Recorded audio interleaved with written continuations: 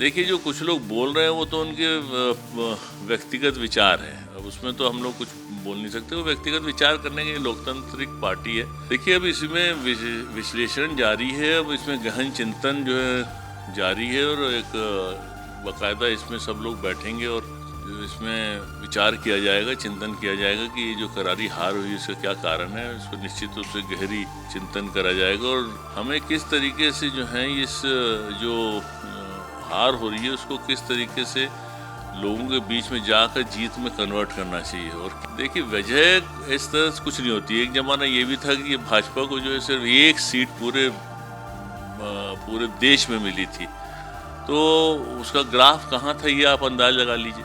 छत्तीसगढ़ में हुए नगरीय निकाय और त्रिस्तरीय पंचायत चुनाव में जिस तरह से कांग्रेस की करारी हार हुई है, उसको लेकर अब नेतृत्व परिवर्तन की बात उठ रही है।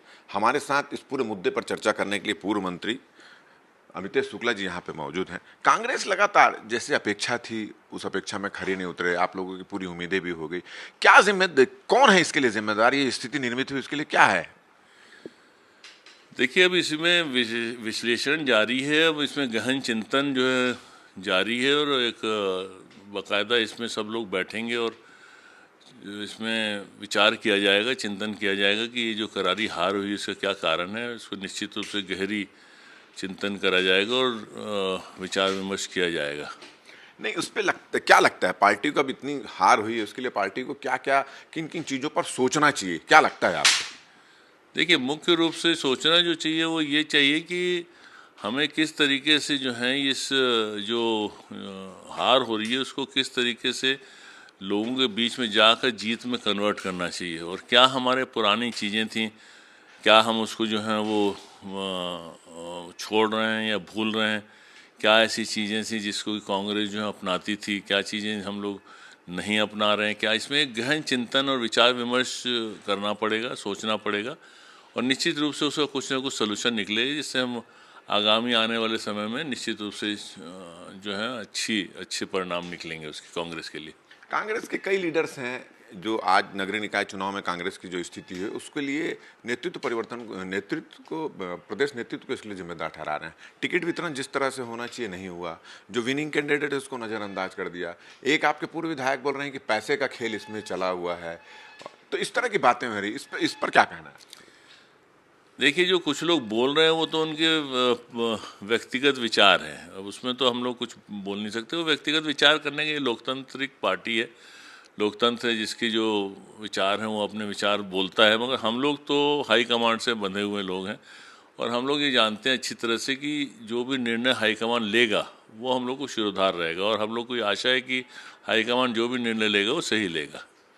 भारतीय जनता पार्टी की अगर बात करें कि पहले विधानसभा चुनाव हुआ, लोकसभा चुनाव हुआ, नगरीय निकाय का चुनाव हुआ, भारतीय जनता पार्टी का ग्राफ लगातार बढ़ रहा है, कांग्रेस का ग्राफ लगातार गिर रहा है। इसके पीछे क्या वजह मानते हैं?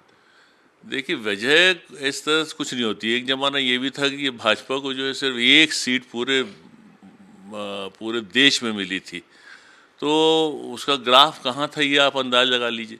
तो इसलिए क्या होता है कि ये तो एक प्रक्रिया है, राजनीतिक प्रक्रिया।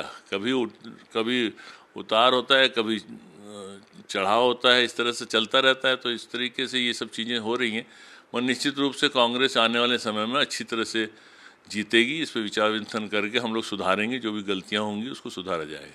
लोग ये भी बोलते हैं कि एक विशेष जाति वर्ग के लोगों का आपका जो प्रेम है वो भी कहीं ना कहीं नुकसान दे रहा है। अब जैसे रायपुर शहर की बात करें, एक ही परिवार के हस्बैंड वाइफ को टिकट दी गई, जिससे जान रहे हैं कि पूरा अगर जो स्थिति जो पूरी गड़बड़ हुई है उसके लिए उसको जिम्मेदार ठहराया जा रहा था। घोटाले भ्रष्टाचार के आरोप आपके महापौर पर लगे, उनको भी टिकट दे दी, उनकी पत्नी को भी टिकट देगी। कई काबिल लोग थे, 7 ऐसे पार्षद थे जो विनिंग थे, उनको टिकट नहीं दी गई। कई योग्य थे, टिकट नहीं दी गई। जातिवाद आतिवाद को भी बहुत इसमें जोड़ दिया गया। तो ये सब वजह है कि हार की? इसी सब पे निश्चित रूप से गंभीर विचार मंथन करा जाएगा और सोचा जाएगा कि जो आपने प्रश्न करे ये सब बातें जो हैं हम लोग के दिमागों में भी हैं और हम लोग निश्चित रूप से इस पे जब पार्टी फोरम रहेगा उसमें गहन चिंतन करेंगे और सोचेंगे कि इसको कैसे सुधारा जाए। टिकट वितरण में गड़बड़ी हुई, आपको लगता है कि नगरीय निकाय चुनाव में टिकट वितरण में गड़बड़ी हुई? अगर अच्छे से टिकट बांटा जाता, जितने योग्य लोगों को टिकट दिया जाता, तो परिणाम कुछ अलग होता? देखिए, हम लोग टिकट वितरण करने में हम लोग सब सेंट्रल इलेक्शन कमेटी में सब बैठे हुए लोग थे, तो ये तो कहना कि टिकट वितरण में गड़बड़ हुआ या अच्छा हुआ, ये कहना सही नहीं है, क्योंकि ये पार्टी फोरम की बात है। हम लोग पार्टी फोरम के अंदर जो भी सही बात होगी उसको बोलेंगे। चलिए, ये थे रितेश शुक्ला जी। बहुत संभल कर, बहुत सोच समझ कर इन्होंने बयान दिया, मगर उनका ये जरूर कहना है कि जो भी कुछ हुआ है पार्टी फोरम में बातचीत होगी और पार्टी फोरम में बातचीत होने के बाद फिर इसका पुनर्हार की समीक्षा की जाएगी। हमारा ये वीडियो, हमारी बातचीत अगर आपको अच्छी लगे तो ज़्यादा से ज़्यादा इसको शेयर करें, सब्सक्राइब करें, अपने सुझाव हमको देना ना भूलें। और मुझे और मेरे कैमरामैन अजय गुज्जर को दे इजाज़त। नमस्कार।